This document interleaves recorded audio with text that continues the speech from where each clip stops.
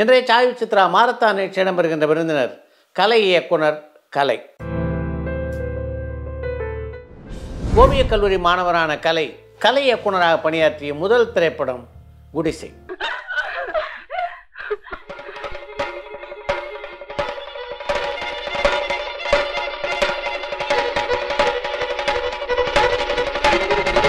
CV. Rajendran, Robert Rajasekaran, Manivannan, Manobala, ஒளிப்பதிவாளர் நிவாஸ் போன்ற பல முக்கியமான இயக்குநர்களோடு ஏறக்குறைய 150 திரைப்படங்களுக்கு கலை இயக்குநராக பணியாற்றியவர் கலை. என் சொந்தக்காரங்க கருங்குளத்துல வேற யாரையா இருக்காங்க? கருங்குளத்துல தடிக்கு விழுந்தா உங்க சொந்தக்காரங்க மேலதான் விழுணும். அவ்வளவு சொந்தக்காரங்க தம்பி. இயக்குனர் மணிவண்ணனோடு 50க்கும் மேற்பட்ட திரைப்படங்களிலே பணியாற்றியுள்ள கலை தன்னுடைய திரையுலக அனுபவங்கள் பலவற்றை இந்த நேர்காணலிலே பகிர்ந்து கொண்டிருக்கிறார்.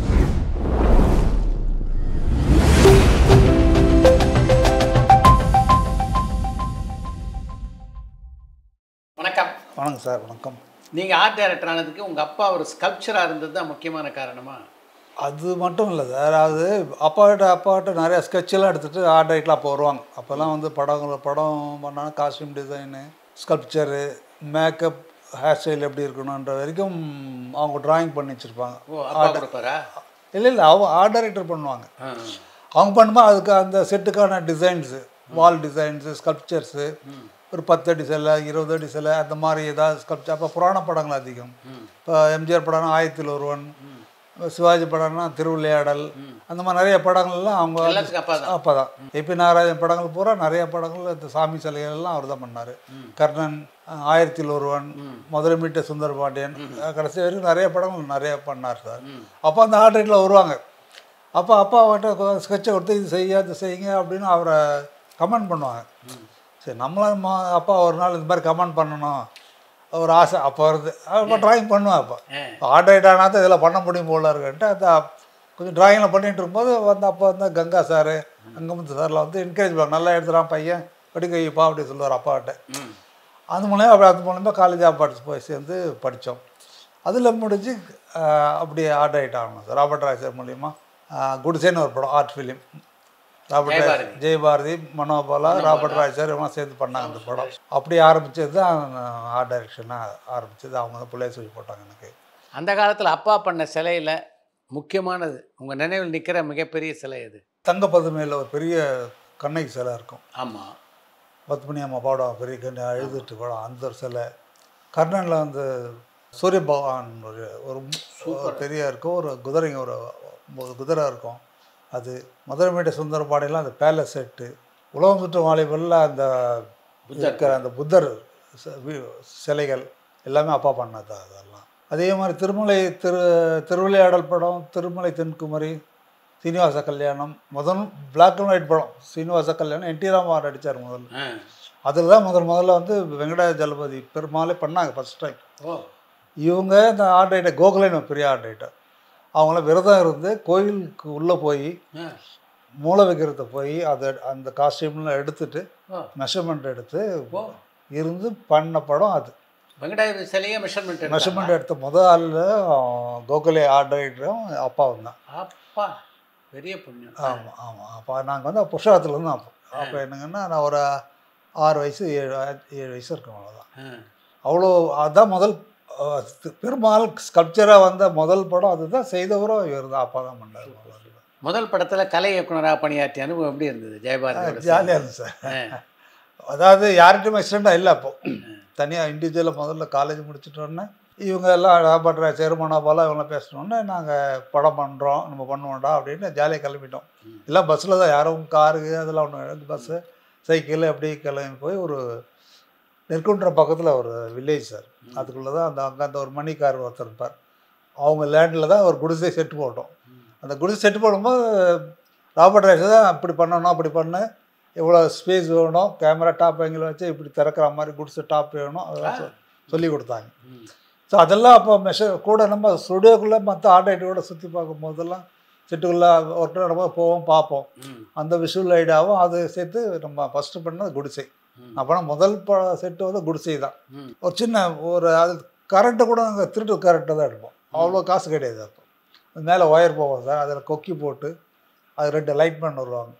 அதில் ஒரு 3 லைட் அதை வச்சுக்கிட்டு கொக்கி போட்டு தான் கரண்ட் எடுத்துகிட்டு படம் பண்ணோம் அந்த படம். அப்போ பண்ணும்போது 70,000 80,000 அந்த மொத்த முதல்ல படம். ஃபர்ஸ்ட் காப்பி அது. என்னடி இது? கத்தாது இந்த நாட்டானோட வாழ மாட்டேன்னு சொல்லிட்டேன். அதுக்காக இட்டாந்துட்டேன். அட பாவி, இது உனக்கே நல்லா கீதா. 4 பிள்ளை பெற்றவன், அவ கண்ணால் ஆனவன். அதுதான் முதல் பிள்ளையார் சொல்லி எனக்கு குடிசை. அதுக்கப்புறம் ஒருதலை ராகம். ஒரு லேண்ட்மார்க் ஃபிலிம். ஆமாம் சார். தீராயந்தரோட அந்த படத்தில் பணியாற்றியது எப்படி? ஒருதலை ராகம். ஆமாம், அவர் பண்ணார் சார். பாட்டு, கதை, வசனம் எல்லாம் பிரமாதம் பண்ணார் சார். நாங்கள் அவரை கூட லொக்கேஷன் பார்க்க போவோம். பாடிட்டே வருவார், கூட பக்கத்தில் உட்காந்து பாடுவார், தட்டிகிட்டே வருவார். நான் இப்ராஹிம்கிட்ட சொல்ல சார், இந்த ரைட்ஸில் கொஞ்சம் எழுதி வாங்கி வச்சுங்க சார், ஒரு காலத்தில் மற்ற படத்தில் யூஸ் பண்ணலான்னு சொல்லிட்டு வருவோம். நல்ல திறமைசாலி சார், நல்லா திறமைசாலி. அவர் தான் வசனங்க சார் எல்லாம் பண்ணது, எல்லாம் ஃபோட்டோகிராஃபி மற்ற டைரக்ஷன் துறையில் கொஞ்சம் எல்லாம் பண்ணாங்க, அவங்க தான் பண்ணாங்க. அந்த படத்தை தொடர்ந்து அதை தொடர்ந்து பாலைவன சோலை, அப்புறம் கலைமணி சாரோடைய கோபுரங்கள் சாயுதல், மணிவண்ணன் முதல் படம். மணிவண்ணனோட உங்களுக்கு முதல்ல பழக்கம் லாட்ரி டிக்கெட்லையா இல்லை கோபுரங்கள் சாயுதல் தானா? ஜோதி ஜோதி தான் சார் முதல் படம். லாட்ரி டிக்கெட்டுக்கு ஒரு கதை வசனம் அந்த படத்துக்கு நீங்கள் தான் art director. C V Rajendran direction. அந்த படத்துக்கு நீங்கள் தான் ஆர்ட் டைரக்டர். நான் டைரக்டர். அப்போ மணிவண்ணனோட பழகக்கூடிய அப்போ உண்டு. அப்போ அவர் தானே டைரக்டர் அப்போ வருவார் சார். பட் இது முதல்ல அது முதல்ல இருந்ததில்ல, ஜோதி தான் முதல்ல ஆரம்பிச்சாங்க. வெளியானது கோபுரங்கள் சாயுதல். அது நடுவில் தான் அந்த வடிவேலுடைய படம் லாட்ரி டிக்கெட் சுகாசினி மோகன் நடித்த படம் சார். நல்ல ரைட்டர், பிரமாதமான டைரக்டர் சார். அவருடைய படங்கள் எல்லாம் நான் தான் ஆர்ட் டைரக்டர்.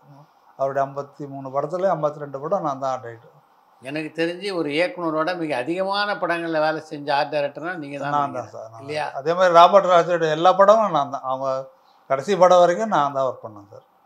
அதே மனோபலா படமும் முதல்ல ஒரு 10 படம் நான் தான் ரெகுலராக லைனாக ஒர்க் பண்ணோம். இந்த 3 இயக்குனர்களோடும் பணியாற்றிய சொல்லுங்கள். முதல்ல ராபர்ட் ராஜசேகரை பற்றி. ராபர்ட் ராஜர் வந்து ஃபிலிம் இன்ஸ்டியூட்லேருந்து வந்தவங்க சார்.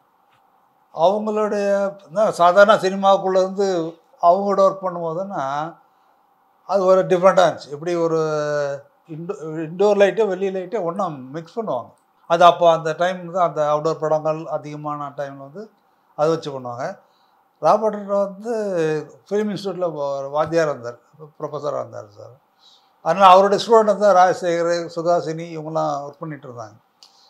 ரொம்ப ரொம்ப ஜாலியாக ஒர்க் பண்ணுவாங்க சார். ஒன்று ஃப்ரெண்ட்லியாக ஒர்க் பண்ணுவாங்க. யாரும் வந்து எந்த டாமினேஷன் இல்லாமல் தவறு செய்தால் இப்படி பண்ணாலும் ஐடியாலாம் கொடுப்பாங்க. ரொம்ப டெக்னிக்கலாக ரொம்ப ஹெல்ப்பாக இருந்தாங்க அவங்களுக்கு. நான் டிஜிட்டலாக பண்ணும்போது லைட்டிங் வந்து எங்கே கவர் பண்ணணும், எங்கே ஓப்பன் பண்ணணும், எந்த இடத்துல எப்படி ஸ்பேஸ் வைக்கணும், உனக்கு கேமரா என்ன அகலம் வரும், அது உள்ளே ட்ராலி போட்டால் என்ன லென்த்து வரும், அந்த அகலெல்லாம் இப்படிலாம் வச்சு போடணுன்றதெல்லாம் நிறைய ஐடியாலாம் கொடுப்பாரு ராஜசேகர் ராபர்ட் 2 பேர் சொல்லுவாங்க. ஒரு முழுமையான ஆர்ட் டைரக்டராக நீங்கள் ஆனதாக எப்போ உணர்ந்தீங்க சார்? படம் பண்ணும்போது அந்த உணர்வோடு தான் உள்ளே போகிறோம். நம்ம ஆர்ட் ரைட் தாண்டா அப்படின்னு போகிறோம். அது பண்ணும்போது அது கற்றுக்க வேண்டியது நிறையா இருக்குது. அதாவது நாங்கள் நுழைஞ்ச டைமுக்கும் இப்போ இருக்கிற ஆர்ட் டைரக்டருக்கும் நிறைய வித்தியாசங்கள் போச்சு. அதனால் நாங்கள் வந்து அப்போல்லாம் ஒரு 2 அசிஸ்டன்ட் தான் கொடுப்பாங்க. அதை கஞ்சி கூத்தாடி பார்ப்போம் நாங்கள். அதுக்கே வந்து பெரிய பிரச்சனை நடக்கும், முடியாது கிடையாதுன்னு. அதனால் எல்லா வேலையும் நாங்களே பார்ப்போம். இப்போ அப்படி கிடையாது, வேறு ட்ரெண்டே வேறு உங்களுக்கு. அப்போல்லாம் எழுதணும், பென்சில் ட்ராயிங் தெரியணும், ஸ்கெட்ச் பண்ண தெரியணும், அதெல்லாம் போக இப்போ வந்து இருக்குது. ஆனால் வேறு மாதிரி ஆகி போச்சு, ஷேப்பே வேறு மாதிரி போச்சு. இப்போ வந்து நீங்கள் வந்து டெக்னிக்கலாக தெரிஞ்சுட்டு போகிறத விட இப்போ லேட்டஸ்ட்டாக என்ன எக்யூப்மெண்ட்டு, என்ன மெட்டீரியலு, என்ன ஸ்பேஸை சுருக்கலாம், செட்டே இல்லாமல் என்ன செட்டு மாதிரி காட்டலான்ற அளவுக்கு பெரிய ஐடென்டிக்கல் நிறையா வந்தாச்சு உங்களுக்கு. கிராஃபிக்லாம் சரி, ஒன்று பிளாக் இது க்ரீன் மேட்டு ப்ளூ மேட்டுன்ட்டு நிறையா வந்தாச்சு சார். ஆனால் ஆர்ட் டைரக்டர் வந்து ஆர்ட் டைரக்டர் மட்டும் இல்லை, அந்த ஜாபும் தெரியணும்.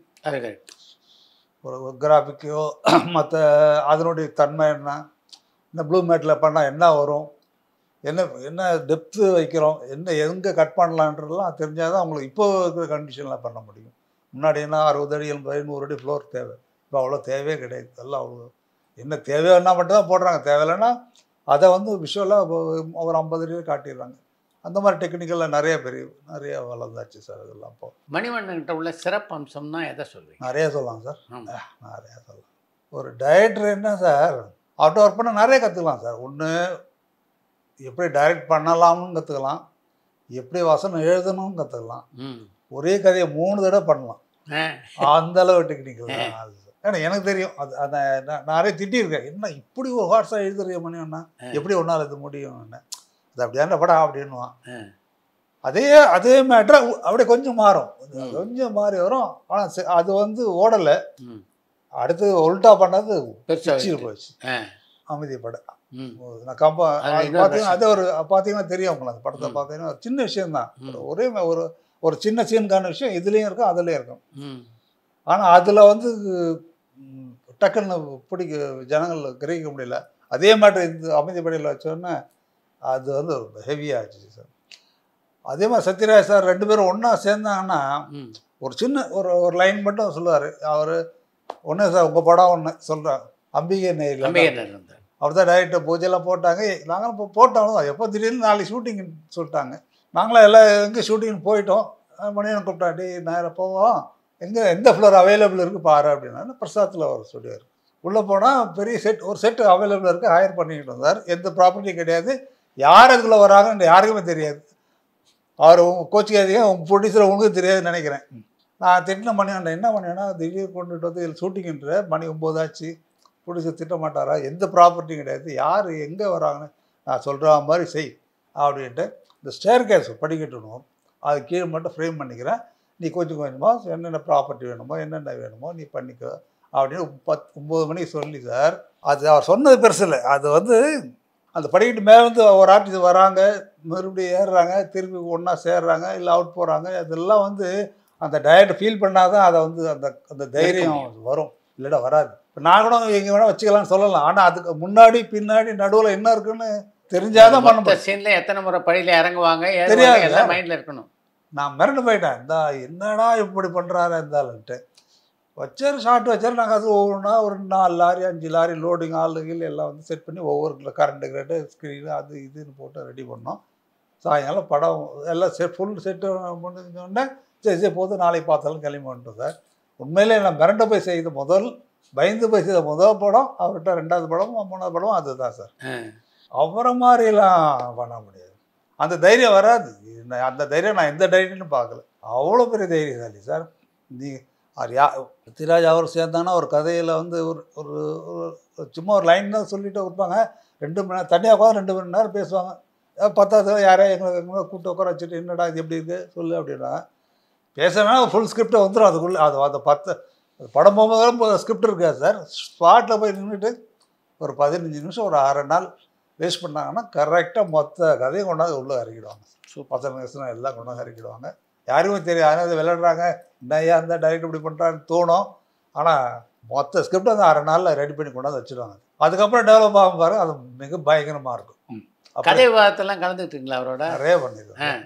இனிவர் சுதந்திரம் படத்தில் இப்போ சொன்ன இந்த ஒரு சீனை வந்து ராஜா வந்து கல்யாணம் ஒருத்தர் வருவார், ஏற்ற மாதிரி இந்த பொண்ணு அந்த ரேகா இறந்து போயிட்டு போவாங்க, அந்த சீன் நடக்கும். நான் சொன்னேன் ஏற்கனவே ஒருத்தர் நான் லவ் பண்ண பொண்ணு அவங்க விட்டு பெரிய கலெக்டர் ஆகிட்டாருன்னு விட்டுட்டு போயிட்டாரு.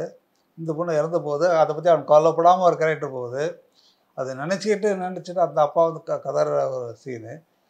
இது எப்படி நினச்சி பார்த்தா கஷ்டமாக இருக்கா. அது ஏற்ற மாதிரி மீட் பண்ணுறாங்கல்ல, அது எப்படி பண்ண அவ்வளோ தைரியமாக நீங்கள் சொல்கிறீங்க. அதே மாதிரி கலைமணி சார்ட்டையும் அந்த ஒரு தைரியம் இருக்குது சார்.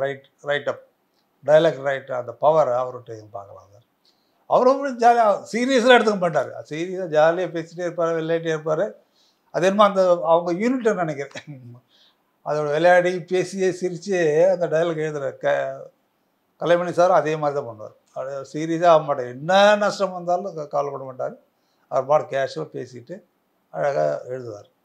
எழுதி ஸ்கிரிப்ட் ரெடி ஆகிட்டோம் சார். படம் மணிவண்ணனோட நீங்கள் ஒர்க் பண்ணதில் மிக முக்கியமான படங்கள் அப்படின்னு நீங்கள் நினைக்கிறது என்னென்ன படங்கள்? எனக்கு அவர் முதல் படம் பிடிக்கும் சார், ஜோதி. அதுக்கப்புறம் இளமை காலம் போது அப்போ நான் 2-3 ஷார்ட் சொன்னேன் சார், கலை இப்படி வைக்கலாம், இப்படி தான் நல்லா சாங்கு மணிவண்ணா அது மாதிரி சொன்னோன்னே நல்லா தைரியமாக கொடுத்தாரு எனக்கு பண்ணேன். இல்லை சார் அப்போதைக்கு செலவு அதிகமாகுமே, பரவாயில்ல இப்போ நான் சொல்ல ப்ரொடியூசர்கிட்ட சொல்லி பேசி அந்த மாதிரி எனக்கு ஒரு தைரியம் கொடுத்து பண்ண படம் இளமை காலம். அதுதான் பாட்டை வச்சுக்கிட்டு. ஆமாம், பாட்டை வச்சுட்டு ஃபுல் கதை பண்ணார். வேறு அந்த 5 சாங்கையும் 5 பண்ணார். அதுக்கப்புறம் அமைதிப்படை, அதுதான் சார். அமைதிப்படை வந்து அந்த யூனிட்டே ஒர்க் பண்ணுச்சு. நான் டைரக்டர் மட்டும் கிடையாது, டோட்டல் லைட் பேன்லேருந்து ஒரு சின்ன ப்ரொடக்ஷன் பாய் வரைக்கும் அந்த படத்தை எல்லாருமே கஷ்டப்பட்டாங்க. அவ்வளோ ராத்திரி பகலுன்றது கிடையாது, எப்போ எழுந்தோம் எப்போ போகிறோம்னு கிடையாது சார். திட்டுவாங்க டைரக்டர், என்னையா இந்த மனுஷன் இப்படி இந்த போர்டு போடுறான்னுட்டு. சத்யராஜோடும் என்ன கலை சார் சொல்லக்கூடாது அவங்க ஆளுகிட்ட இன்னொரு கவலையே பட மாட்டோம். பிடிச்சிச்சுன்னு வச்சுங்களேன், அந்த ஸ்கிரிப்ட் அது முடிகிற வரையும் அதாவது கரும்பு உள்ளே போச்சுன்னா சாராதான் வெளியே வரும்னு அந்த மாதிரி போக மாட்டோம். சீக்கிரம் ஷூட்டிங்கு போயிட்டோம்னா முடிச்சுட்டு தான் சார் வரும். அது வந்து அவர்கிட்ட அந்த ஒரு பெரிய நல்ல குணம். ஏதாவது ஒரு படத்தில் உங்களுக்கு அவருக்கும் பிரச்சனை வந்திருக்கா? அவர் சொன்னது நீங்கள் பண்ண முடியாமல் அது மாதிரி போய்? யாருக்குமே தெரியாது, என்ன வேணும்ன்ற சொல்லவும் மாட்டார். டைரக்டருக்கும் அவனுக்கும் தெரியாது, அசிஸ்டன்ட் டைரக்டருக்கும் தெரியாது, எங்களுக்கும் தெரியாது. ஆனால் நடக்கும், ஒர்க்கு நடக்கும். ஒரு ½ அன் ஹவர் 1 ஹவர் அவ்வளோதான். அதனால் இப்போ நான் செட்டு போடாதால படம் நின்னதும் கிடையாது, லேட்டானதால் ஆர்டிஸ்ட் வந்து வெயிட் பண்ணதும் கிடையாது. ஏதோ ஒன்று நடக்கும். அப்படியே நடக்கலைன்னா அவர் டைரக்டர் நடக்க வச்சுடுவார். ஏதாவது ஒன்று பண்ணி நடக்க வச்சுடுவார். அந்த தைரிய கான்ஃபிடென்ட்டாக அவருக்கு உண்டு. அந்த டைரக்ஷன் பவர் வந்து அந்த ஒரு மணிவண்ணன் சார். மணிவண்ணனுடைய இயக்கத்தில் தமிழ் சினிமாவுடைய பல முக்கியமான நடிகர்கள் நடிச்சிருக்காங்க. ஒரு பக்கம் சிவாஜிலேருந்து விஜயகாந்த், சத்யராஜ், கார்த்திக், பிரபு எல்லாரும். இதில் யாரெல்லாம் உங்களோட நல்லா பழகுவாங்க? எல்லா ஆர்டிஸ்டும் சார். அப்போல்லாம் சார் ஒரு சின்ன அட்டை பெட்டி பேப்பரில் தான் எழுதி வச்சுருப்பாங்க. நான் சொல்கிறது 90, 92 அந்த எல்லாம் பார்த்தீங்கன்னா மோகன், கார்த்திக், சத்யராஜ் இப்படி ஆர்டிஸ்ட் யார் யார் எந்த டேட்டில் வரும் 2 படம் 3 படம் ஒரே நாளில் 3 படம் 2 படம் அட்டன் பண்ணுவோம். எங்கே போகிறதுனே தெரியாது. அதனால் எழுதி பேப்பரில் வச்சுருப்போம். போகும்போது அங்கே இன்ஸ்ட்ரக்ஷன் கொடுத்துட்டு அங்கே செட்டப் பண்ணிவிட்டு போயிடுவோம். அவ்வளோ பிஸியாக இருப்போம் சார் அந்த டைம்லாம். வந்து அதான் நினச்சே பார்க்க முடியாது. இப்போ நான் ஒரு நாளைக்கு 3 படம் 4 படம் 4 பேர் சுற்றுவோம். அவ்வளோ வேகமாக ஃபாஸ்ட்டாக வேலை செய்வோம். அதுக்கு வந்து பெரிய ஹெல்ப் வந்து டைரக்டரும் ஹெல்ப் பண்ணாங்க. ஒவ்வொரு டைரக்டருமே சார் ஒரு ½ அன் ஹவர் அங்கே போய் அந்த செட்டு பார்த்துட்டு வந்தாங்கன்னா சரி போகணுவாங்க. அந்த மாதிரி தைரியம் கொடுத்த ஆளுங்க அவங்கெல்லாம் சார். அதே மாதிரி சத்யராஜும் பெரிய விஷயங்கள். அவருடைய படங்கள் வந்து வில்லாதி வில்லன் அவ்வளோ காம்படிஷன்லேயே அந்த படத்தை என்ன நம்பி கொடுத்தார். நீங்கள் பண்ணுக்கால இல்லை நான் அவனை நம்புறேன், நீ பண்ணு, அவர் டைரக்ட் பண்ண போது ஆமாம் நீ பண்ணு, நீ தான் பண்ணுறாரு தைரியம் கொடுத்தாரு. எனக்கு கூட பயம்தான் சார், ஆனால் தைரியம் கொடுத்தாரு. நீ பண்ண உன்னால் முடியும் அப்படின்னு தைரியம் கொடுத்தாரு. அதை பண்ணோம் சார். ரொம்ப நல்லா சக்ஸஸான ஒரு படம். பேரும் வாங்கி கொடுத்து நல்ல நேம் வாங்கி கொடுத்து அந்த படம் சார். அந்த மாதிரி அதே மாதிரி ஜல்லிக்கட்டு நீங்கள் சொன்னீங்களே யார் பிடிக்கும்னு. சிவாஜி சாரோட சிவாஜி சாரில் அப்பா காலத்தான் தெரியும், ஆனால் எனக்கு தெரியாது, யாரும் தெரியாது. பிரபு தான் இவர் வந்து இவருடைய மகன் அப்படின்னு சொன்னோன்னே டே என்னடா எவனா நீ அப்படின்ட்டு ரொம்ப அன்பாக பேசுவார் சார். அவங்களாம் ஜாலியாக இருந்தாங்க. யாரும் அவ்வளோ பெரிய ஆர்டிஸ்ட்லாம் ஒர்க் பண்ண எனக்கு பயமாக இருக்கும். பண்ணிங்கலாம் பயப்படுவார். எல்லாருமே ஒளிஞ்சு தான் போவோம். காலையில் பார்த்துட்டே கூடுவார். நீங்கள் வா, நீ தானே அது, நீ தான் தலைவனா அப்படி மிரட்டுவார் சார். ஆனால் அதில் ஒரு அன்பு இருக்கும், மிரட்டுறதுல ஒரு அன்பு இருக்கும். அவ்வளோ பெரிய ஆர்டிஸ்டில் வேலை செய்யும்போது ஒரு பெரிய கொடுப்பண்ணம் தான் எங்களுக்கெல்லாம். அவ்வளோ ஒரு நாங்கள் சின்ன பிள்ளையாக இருந்து பார்த்து வளர்ந்து நாங்கள் அவங்கள்ட்ட டைரக்டராக இருக்கோம். வந்து அதே மாதிரி அந்த படத்தில் ஒரு மறக்க முடியாத ஒன்று சார், சொன்னால் கோச்சிக்கூடாது சார். அது பார்த்தா அது ஜட்ஜாக இருப்பார். அவ்வளோ பேர் நடிகர். ஒரு அந்த சமயத்தில் ஜட்ஜி சேர் உடஞ்சி போச்சு. அது உங்களுக்கு தெரியுமோ தெரியாதா எனக்கு தெரியாது சார். ஜட்ஜி சீட்டா? ஜட்ஜி அவர் தான் உட்காந்து ஜட்ஜி சத்யராஜ் ஆர்கியூ பண்ணியிருப்பாங்க. அது கால் உடஞ்சி போச்சு. அவர் வழி கிடையாது, அவரை உட்கார முடியாது, வெயிட்டு. 4 செங்கல் எடுத்துகிற சொல்லி பின்பக்கம் யாருக்குமே தெரியாமல் ஒழிச்சு வச்சு பின்னாடி வச்சு அதை ஹைட் பண்ணி லெவல் பண்ணி வச்சோம். அது டைரக்டர் பண்ணிவனுக்கு மட்டும்தான் தெரியும். இந்த மாதிரி சார் அவர்கிட்ட முள்ளமாக சொல்லுங்கள் சார், எழுந்திருக்கும்போது எங்கிட்ட ஸ்டார்ட் பண்ணி சொல்லுங்கள், நாங்கள் போய் பக்கத்தில் நின்றுக்கிறோம் சேர்கிட்ட. அப்போ தான் அவர் விழுந்துட்டா விழுந்துட்டார் சார் ஆபத்துன்ட்டு. யாருக்குமே தெரியாது. நாங்கள் தான் எங்கள் 2 பேருக்கு சபாபதி கேமராமேன் அவனுக்கு தான் நான் 3 பேர் தெரியும். அப்படி பண்ணோம் அவரை.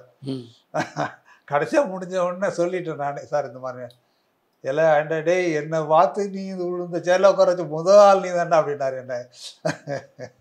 அவ்வளோ பெரிய நடிகர், அவ்வளோ பெரிய நடிப்பு சிங்கம்.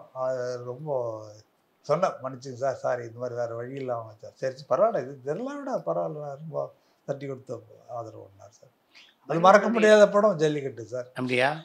அங்கங்கே சுற்றி இது அவர் கூட ஹெலிகாப்டரில் சுற்றி வந்து இந்த லொக்கேஷன்லாம் போய் பண்ணதெல்லாம் பெரிய மறக்க முடியாத ஒரு சம்பவம். அதெல்லாம் இப்போ நினச்சாலும் அதெல்லாம் இப்போ செய்ய முடியுமான்றது தெரியல எங்களுக்கு. அது பெரிய விஷயம் சார். அதெல்லாம் அது உங்களை மாதிரி ப்ரொடியூசர் கிடைக்கணும், அதுக்கும் எங்களுக்கு பெரிய விஷயம் சார். மணிவண்ணனுடைய மறுபாதின்னு சொல்கிற அளவுக்கு சத்யராஜுக்கு மணிவண்ணனுக்கும் இல்லை நல்ல நெருக்கமான நட்பு இருந்தது. ஆமாம் சார். அவங்களுடைய ஃப்ரெண்ட்ஷிப் எப்படி பார்க்குறீங்க? இவர் ஸ்கிரிப்டில் வந்து ஏதாவது கொஞ்சம் அவர் சத்யராஜ் சொல்லுவார், கரெக்ஷன் ஏதாவது சொல்லுவார், அதே மாதிரி இவரும் சொல்லுவார். ஆனால் அந்த கரெக்ஷன் 2 பேருமே சொல்லி பேசி முடிச்சு அவங்களோட சுமூகமாக முடிச்சுக்குவாங்க. இது இப்படி பண்ணிக்கலாம் அப்படி பண்ணிக்கலான்ட்டு. அதே மாதிரி இந்த ராஜராஜ சோழன் ஒரு டைலாக் இதில் வரும் அமைதிப்படையில். ராஜராஜ சோழன் சன் ஆஃப் ராஜேந்திர சோழன்ட்டு. அது முதல்ல ஆரம்பிச்சும் போது ஒரு ஒரு ஒரு ராஜராஜ சோழன் தான் இருந்தார் முதல்ல ஃபஸ்ட்டு ஸ்கிரிப்ட் லைன் சொல்லும்போது. அடுத்தது ரெண்டாவது அவர் சொல்லும்போது ரொம்ப படிஞ்சு கைகளை கட்டிக்கிட்டு சன் ஆஃப் ராஜேந்திர சோழன்னும் போது அந்த அந்த டைலாக் அந்த அவர் ஆக்டிங்கும் அந்த டைலாக் ப்ராம் பேசுகிறதுக்கும் அந்த பவர் இருந்துச்சு அதில். ராஜராஜ சோழன் மகன் சொல்கிறது சாதாரண விஷயம். Correct. Rajaraja Cholan son of Rajendra Cholan போது அதுக்கான ஒரு பணி குனிஞ்சு வரும்போது அந்த நெக்கல் நையாண்டியோடு அவர் பண்ணும்போது டாப். அதுதான் அவர் சத்யராஜ் சார். அது ஒரு பெரிய விஷயம் சார். அது அவங்க ரெண்டு பேரும் சேர்ந்தாவே அது தனி, அது ஒரு விளையாட்டு தான் அவங்க ரெண்டு பேருக்கும். மனோபாலாவோட ஏறக்குறைய 10 படம் பணியாற்றிருக்கீங்க. நாங்கள் எல்லாம் காலேஜ்லேயே படிக்கும்போது ஒரே குரூப் சார். 5 இயர்ஸ் ஒன்றா தான் படித்தோம். நான், மனோபாலம், ட்ராஸ்கி மருது, பாண்டியன் எல்லாம் ஒன்றா தான் படித்தோம். படிக்கும்போது எல்லாருக்கும் ஒரு எய்மாக இருக்கும். அவன் வந்து மனோபாலம் வந்து நான் டைரக்டர் ஆகணும்னு அந்த எய்ம்லாம் இருந்தார் அவர் அப்போவே. நான் வந்து ஆர்ட் டைரக்டர் ஆகணும் அந்த முடிவில் நான் இருந்தேன். அதே மாதிரி மருது வந்து டிராயிங் பண்ணுவார். பாண்டியன் டிசைனர் இருந்தார். எல்லாருமே ஆனால் தனித்தனியாக எல்லாம் ஒன்றா சேர்ந்து படித்தோம். சினிமா இண்டஸ்ட்ரியில் வரும்போது நாங்கள் ஒன்றா தான் ஒர்க் பண்ணோம். ஒரே படத்துக்குள்ளே எல்லாரும் ஒன்றாவே நிறைய படம் தான் ஒர்க் பண்ணோம். அது பெரிய எல்லாருக்கும் வாய்ப்பாக தான் எங்களுக்கு. அது படித்து முடித்தோன்னா ஆளுக்கு ஒரு திசையில் போய்டுவோம், வேற போய்டும். ஆனால் அது இல்லாமல் இந்த 4 பேருமே ஒரே படத்துக்குள்ளே இருந்ததுன்றது பெரிய விஷயங்கள். அது பாண்டியன் டிசைனர், மருது அதே மாதிரி பண்ணார், மனோபாலம் டைரக்ட் ஆனார், நான் ஆர்ட் டைரக்ட் ஆகிட்டேன். ஆனால் எல்லோரும் மறுபடியும் ஒன்றா வெளியே வந்து காலேஜ் விட்டு வெளியே வந்து ஒரே படங்கள்லாம் ஒர்க் பண்ணோம், நிறைய படங்கள் ஒர்க் பண்ணோம். அவர் மனோபாலம் நண்பராக தான் ஒர்க் பண்ணார், ஃப்ரெண்ட்லியாக தான் ஒர்க் பண்ணார் அப்புறம் பிகினிங்லாம். அதுக்கப்புறம் மணிவண்ணன் அப்புறம் பிஸி ஆனதால் கொஞ்சம் நான் அவர் கூடவே இருந்தார். ஏன்னா அந்த படத்தை விட முடியல, அவரை விட்டு போக முடியல என்னால். அதனால் நிறைய படம் அவரோட ஒர்க் பண்ணிட்டு இருந்தேன். இந்த நட்பாக அவர் இறக்குற வரைக்கும் இருந்துச்சு. எல்லாருமே எப்பவுமே சண்டை போட்டது கிடையாது. எப்பாவது சண்டை போட்டுப்போம், அது சின்ன விஷயங்களுக்காக இருக்கும். மற்றபடி நல்லாவே இருந்தது சார். மணிவண்ணனுடைய மறைவு எப்படிப்பட்ட ஒரு தாக்கத்தை கலைக்கிட்ட ஏற்படுத்தியிருக்கு? ஃபஸ்ட்டு தொழிலில் கொஞ்சம் தோய்வு சார்.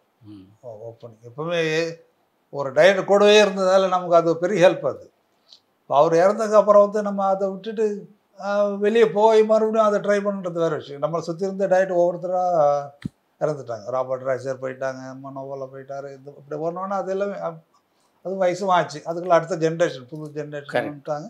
அது அவங்களோட அது அடுத்த ஸ்டெப். அது யாராக இருந்தாலும் வெளியே தான் ஆகணும், அந்த மாதிரி தான் அது. ஆனால் அவரோட மணிவண்ணா இருக்கும்போது ரொம்ப ஜாலியாக தான் இருப்போம். எல்லாருமே ஷூட்டிங் போகிற மாதிரியே இருக்காது. ஜாலியாக போவோம், ஜாலியாக படம் பண்ணும்போது வந்துடுவோம். வீட்டை வந்துருப்போம். வீட்டில் இருந்த நாட்களை விட அவனோட இருந்த நாட்கள் தான் அதிகம். கணக்கு பண்ணி பார்த்தோம். பசங்க என்ன படிக்குது, எங்கே போதும்னு தெரியாது. பொழுதுட்டு வாங்க எங்கள் வீட்டில், என்ன நீங்கள் போய் என்ன பண்ணீங்க, எங்கே போனீங்க, என்ன பசங்க என்ன படிக்குது தெரியுமா, எங்கே போனாங்கன்னு தெரியுமா, ஃபீஸ் கட்டிங்கன்னா இதுதான் கேட்பாங்களே தவிர எங்களுக்கு அதை பற்றி தெரியாது. அதை பற்றி சிந்திக்கிற எண்ணமே கிடையாது. ஏதோ பண்ணணும், சாதிக்கணும், அந்த வெறியிலே அப்படியே ஓடி போச்சு அந்த நாட்கள். இப்போ மணிவண்ணன், மனோபாலா, ராபர்ட் ராஜசாரனை தாண்டி நீங்கள் வேறு எந்தெந்த இயக்குநர்களோடலாம் பணியாற்றிருக்கீங்க? Sundararajan sir, Nivas cameraman Nivas sir படங்கள் எல்லாமே நான் தான் பண்ணோம். அதுக்கப்புறம் கன்னடா டைரக்டர் 2 பேர், அவங்க படம் பண்ணியிருக்கோம். வேறு வெளிப்படம் நிறைய படம் இருக்கும் சார். நிறைய படம் சோமசுந்தரேஸ்வர் படம் பண்ணியிருக்கோம். சிவி ராஜேந்திரன் படம் பண்ணியிருக்கோம். சிவி ராஜன் நான் ஸ்கூல் படிக்கும்போது எனக்கு சுமதியான சுந்தரி ரொம்ப பிடிக்கும் சார். அந்த படம் அப்போவே அதை நிறைய தடவை பார்ப்பேன். அந்த படம் என்னமோ எனக்கு பிடிக்கும் அந்த ரொம்ப படம். நான் அவர்கிட்ட ஒர்க் பண்ணும்போது சொன்னேன், சார் நான் உங்கள் படம் ஸ்கூல் படிக்கும்போதெல்லாம் பார்ப்பேன் சார், அந்த படம் குறிப்பாக ரொம்ப பிடிக்கும் சார். ஏன்டா உனக்கு அது ரொம்ப பிடிக்கும்னு தெரியல சார், ரொம்ப பிடிச்சி போச்சு அந்த படம் அப்படின்னு. அவர் ரொம்ப பிடிக்கும். அவர்கிட்டையும் நல்ல டெக்னிக்கலாக நல்லா விஷயங்கள் கற்றுக்கலாம் சார். அதே மாதிரி அவர் ஷார்ட் வைக்கும்போது தெரியும் இது என்ன ஷார்ட் வைக்கிறாரு, ஏன் வைக்கிறாரு நமக்கு கேட்போம். ஏன் சார் இது அங்கே வச்சுக்கலாம், இது இப்போ வைக்கிறீங்களா, இல்லை இப்படி சொல்லுவார். கலை இதான் விஷயம் அப்படின்னு. அவர் தான் முதல்ல கிளாஸில் பெயிண்ட் பண்ணார் தைரியமாக. ராட்டி படத்தில் ஒரு சாங் வரும் சார், சுபாஷ் செட்டி சாங். அதுக்கு க்ளவுடெல்லாம் ஒரு பெயிண்ட் பண்ணுவோம் கிளாஸ். அப்போல்லாம் முன்னாடி கங்கா சார் பண்ணுவார், அங்கமுத்து சார் பண்ணுவார்.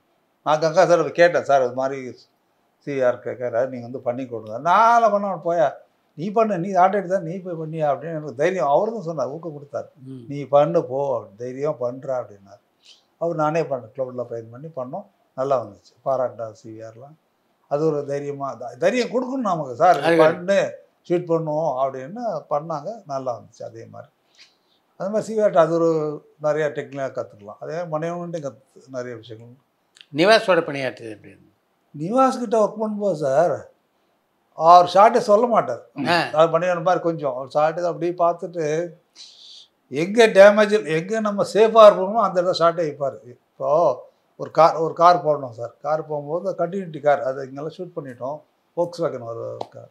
அந்த ஊட்டி கிட்ட மேட்டுப்பாளையம் போகும்போது ஒரு மாட்டு வண்டி இடிச்சிட்டார். லெஃப்ட் சைடில் ரைட் சைடில் கை அது லெஃப்ட் ஹேண்ட் டிரைவ் அந்த இடிச்சிட்டார். அந்த வண்டி அந்த லெஃப்ட் சைடில் வந்து ஷார்ட் இருக்குது. அந்த பேலன்ஸ் ஷார்ட் எடுக்கணும்.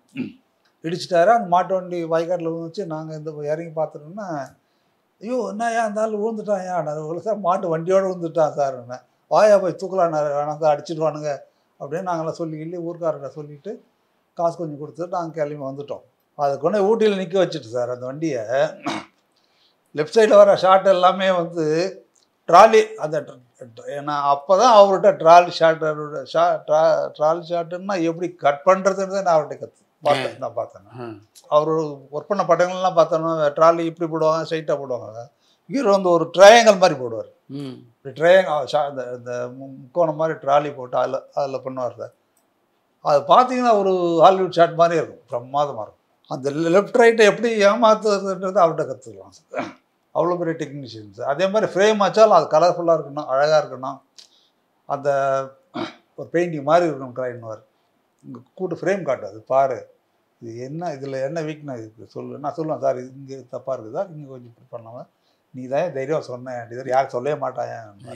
ஏன் சார் சொல்ல மாட்டான் நீ ஏன் நீ வந்து ஃப்ரேம் பார்க்க மாட்டான். நீ பார்க்குறியா நீ பிளான் பண்ணியா எல்லாம் திட்டுவாங்க. ஐயோ அதில் போகாத கடிச்சிட்டு வரையா அப்படின்னாங்க. நான் பண்ணுவேன். அது வந்து எனக்கு சபாபதி அந்த கேமராமேன்ட்டே நான் பண்ணுவேன். நான் மணிவனே நான் தைரியம் கொடுத்துருக்காரு. நீ ஃப்ரேம் ஃபிக்ஸ் பண்ணி கொடுக்கலன்னு அந்த மாதிரி சின்ன சின்ன விஷயங்கள் தான். அதுக்காக எல்லாத்தையும் நம்ம பண்ண முடியும். சில விஷயங்கள் நமக்கு பிடிக்கும் சார் இப்படி வச்சா நல்லா இருக்கும்னு ஒரு சஜஷன் சொல்லுவோம். அவங்களுக்கு பிடிச்சிருந்தா செய்வாங்க, இல்லை பிடிச்சிருந்தா நல்லா சூப்பரா அப்படின்வாங்க. அந்த மாதிரி தான். அதில் தான் நிவாஸ்கிட்ட நான் அந்த ஃப்ரேமிங் நிறைய கற்றுக்கிட்டேன் சார். அவர்கிட்ட அந்த ஃப்ரேமிங் பண்ணுற ஒரு படம் ஃப்ரேம்குள்ளே என்ன இருக்கணும் என்ன இருக்கக்கூடாதுன்றதுலாம் வந்து அழகாக சொல்லி கொடுப்பார் அவர். ஏறக்குறைய 150 படத்துக்கு மேலே நீங்கள் பணியாற்றிருக்கீங்க. இதில் நீங்கள் ரொம்ப கஷ்டப்பட்டு பணியாற்றிய படம்னா எதை சொல்லலாம்? அமைதிப்படையும் இல்லாத ஒன்று சார். இல்லையா? ஃபைனான்ஸாக தான் ஒன்றும் கிடையாது சார். அந்த டைம் அதுதான். அதாவது இல்லாத 3 ஃப்ளோரில் நடக்கும் ஷூட்டிங். அந்த ஃப்ளோர் முடிச்சதுன்னா வாயினி முடிச்சுட்டு ஏவிங் வருவாங்க, ஏவி முடிச்சுட்டு பிரசாத் போவாங்க. இப்படி ரொட்டேஷன்லேயே இருக்கும். அதுக்குள்ளே அங்கே முடிச்சுட்டு அங்கே ஏன்னா அப்போ நக்மா இவங்களாம் பயங்கர பிஸியான ஆர்டிஸ்ட்டுங்க. ஒரு நாள் கூட அரை மணி நேரம் கூட மிஸ் பண்ணக்கூடாது. அதுக்காக போராடிக்கிட்டே இருப்போம். அதனால் அது டே நைட் ஒர்க் பண்ணுவோம். ரொம்ப கஷ்டப்பட்டோம். அந்த சத்யராஜ படம் வந்து வில்லாதியல்னு ரொம்ப கஷ்டப்பட்டு ஒர்க் பண்ண படம். கஷ்டம்னா அந்த வேலையில் ஒரு ஜாலியாக இருக்கும். டைம் தான் கிடைக்காது. அந்த 24 ஹவர்ஸ்க்குள்ளே அந்த செட்டப் முடிச்சோன்னா அடுத்த செட்டப் வரணும். அப்போ அந்த டைமிங்க்கு அது ஈஸியாக இருக்குன்றத ஆர்டிஸ்ட் கால்ஷீட் அப்போலாம் அதெல்லாம் ரொம்ப கஷ்டம்.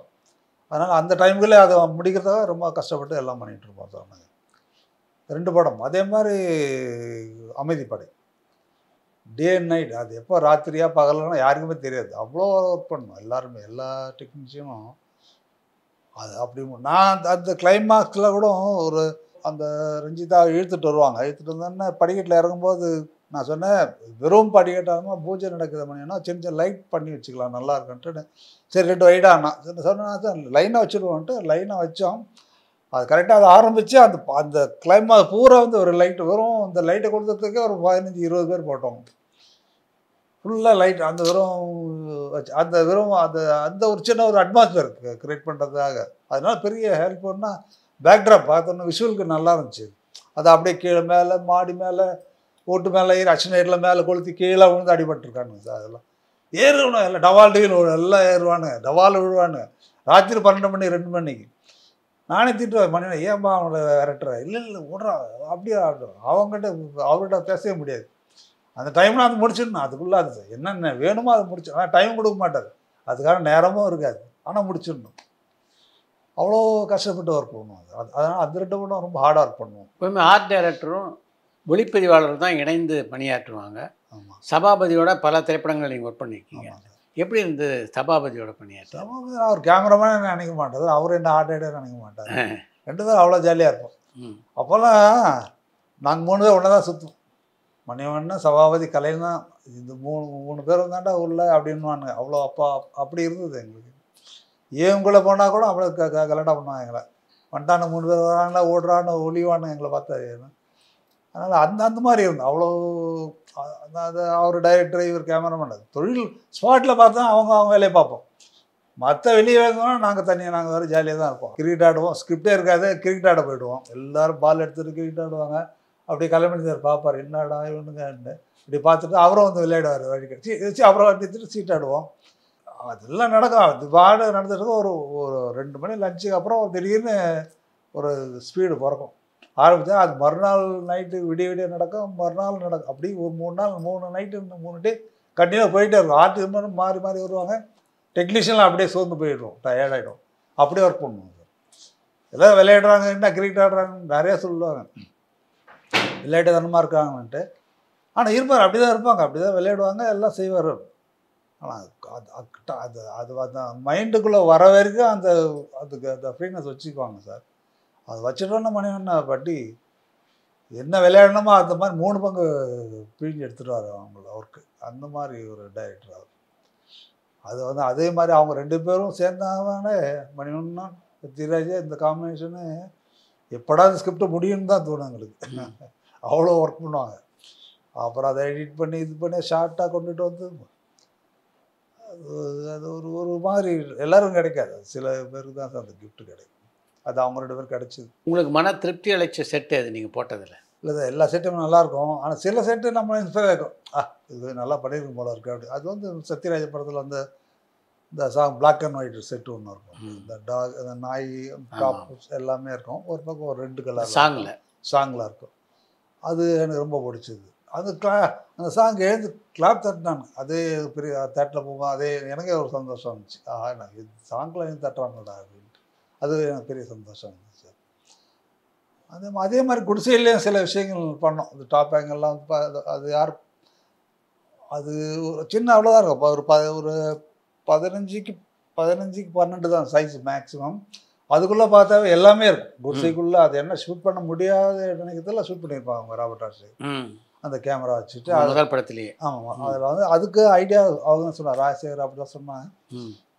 இப்படி குடிசை போட்டால் இந்த இவ்வளோ ஓப்பன் வைக்கணும், இவ்வளோ அந்த அளவுலாம் கொஞ்சம் சொல்லி கைட் பண்ணாங்க. நான் சொல்கிறத விட இன்னும் பெட்டர் ஐடியா கொடுத்து அவங்க பண்ணாங்க. அது ஒரு மறக்க முடியாது. அதுவும் ஒரு படம் தான் சார். ஆஸ்திரேலியான ஒரு படமும் அதுதான் சத்யராஜ் படம். ரொம்ப லோ படமும் அது குடிசை. இப்போ கூட போட்டிருக்காங்க. அந்த ஜெயபாரதி பேசுவார், அப்பப்போ பேசுவார். அந்த படத்தை பற்றி தான் பேசுவார், அப்பப்போ பேசுவார் ஃபோனில் கூட. மணிவண்ணன்ட்ட உதவியாளராக இருந்த சுந்தர் சி இன்றைக்கி வந்து தமிழ் சினிமாவில் ஒரு மிகப்பெரிய இயக்குனராக இருக்கார். இன்னொரு பக்கம் சீமான் பார்த்திங்கன்னா அரசியலில் வந்து மிகப்பெரிய சாதனையாளராக இருக்கார். இவங்க 2 பேரும் உதவி இயக்குனராக இருந்தபோது எப்படி இருந்தது உங்களுக்கு அவருக்குள்ள பழக்கம்? சுந்தர் சி வந்து நிறைய படம் ஒர்க் பண்ணார். மணிவண்ணன்கிட்ட ஒரு கிட்டத்தட்ட ஒரு 7-8 படம் நான் பண்ணியிருப்பார் சார். அப்புறம் சண்டை போடுவோம் நாங்களுக்கு. சில நேரங்களில் அவர் வந்து திட்டுவேன் நான், என்னையா இப்போ திடீர்னு சொல்கிறேன் இல்லை அப்படின்னு.